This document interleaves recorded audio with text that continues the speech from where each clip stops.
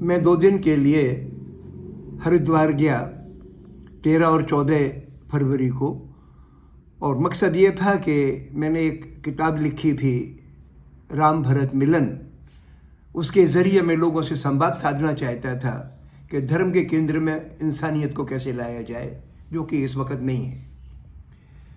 तो मेरी 2 उम्मीदें थीं। एक तो ये कि आम लोग जो हरिद्वार आएंगे उनसे जब मैं बात करूँगा, ज़्यादातर लोग या तो किसी दुख के मौके पर वहाँ आते हैं अस्थि विसर्जन वगैरह के लिए, या गंगा स्नान के लिए आते हैं शुद्धि के नज़रिए से।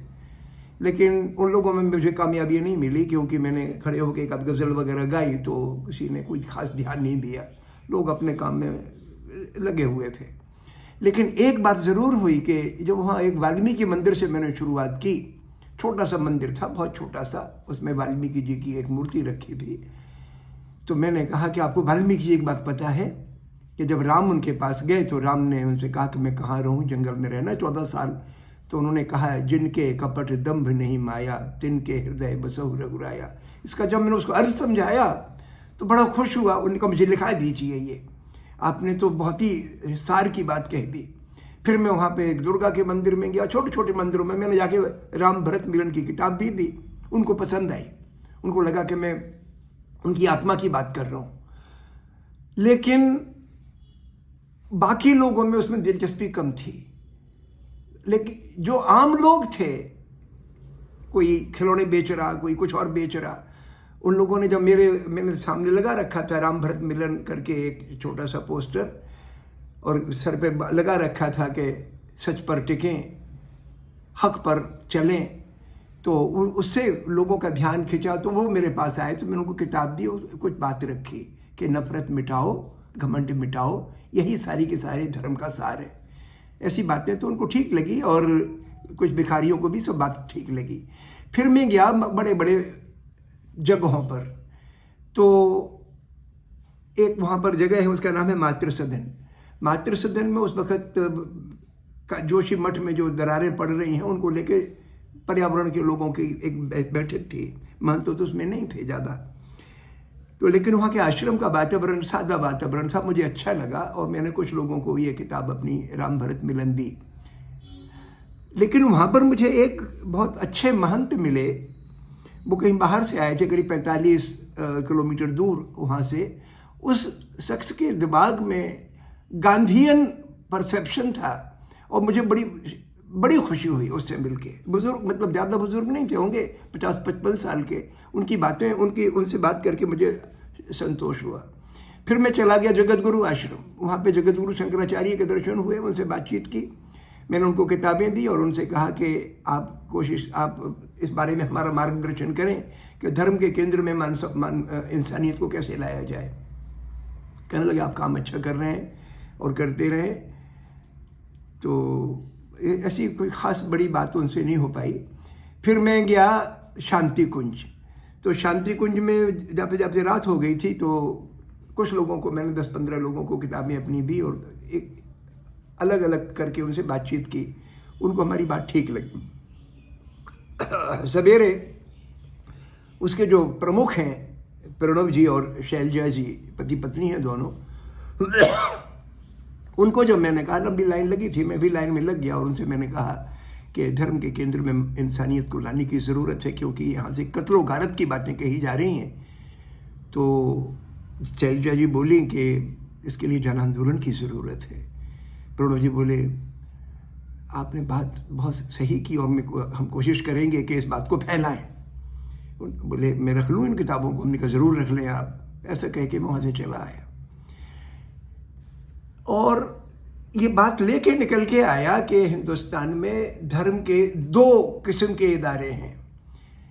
जो बड़े बड़े मठ हैं उसमें थोड़ी तादाद ऐसे मठों की है जहाँ पर तंग दिली पर फोकस नहीं है, राजनीति की, घृणा की राजनीति पर उनका झुकाव नहीं है।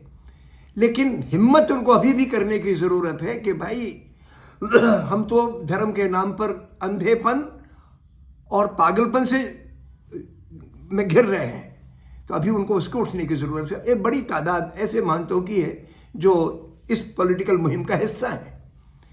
लेकिन उनके नीचे के जो साधु हैं, जिनका कोई ख़ास वजूद नहीं है, उनके अंदर जगह बनाई जा सकती है, ये मुझे नहीं मालूम कि चूँकि वो ऑलरेडी इतने पुरानी धारणाओं में, पुरानी परंपराओं में जकड़े हैं कि उनको एक दो किताबों के ज़रिए इस घुटन और घृणा की राजनीति से बाहर निकाला जा सकता है, मुझे अंदाज़ नहीं है।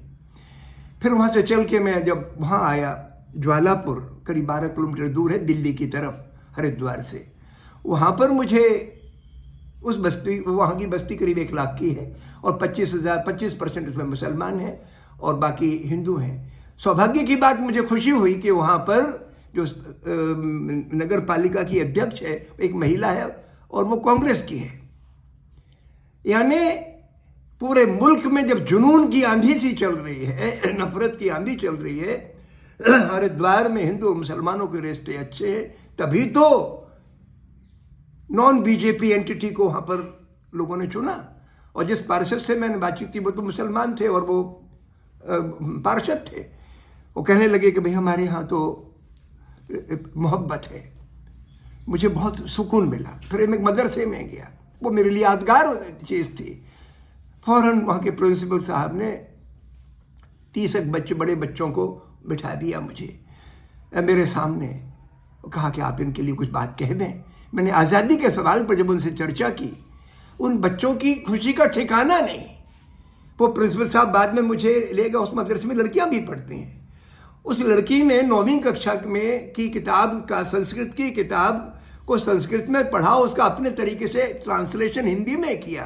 फिर उसने अंग्रेजी का एक पैराग्राफ पढ़ा, उसका ट्रांसलेशन हिंदी में किया। मुझे इतना उसकी कॉन्फिडेंस, उसकी कॉम्पिटेंस से इतनी खुशी हुई, मैं बता नहीं सकता।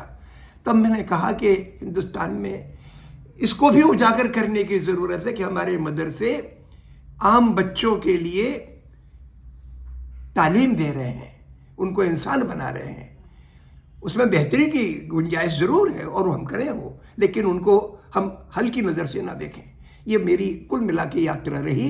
लेकिन एक सबक लेके आया कि अकेले राम भरत मिलन की किताब से हम लोगों में जगह नहीं बना सकते, बड़े पैमाने पर संपर्क नहीं कर सकते। उसके लिए हमारे लिए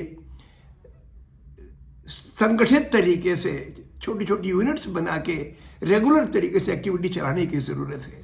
यही मुझे आपसे कुछ बात करनी थी। बहुत बहुत शुक्रिया।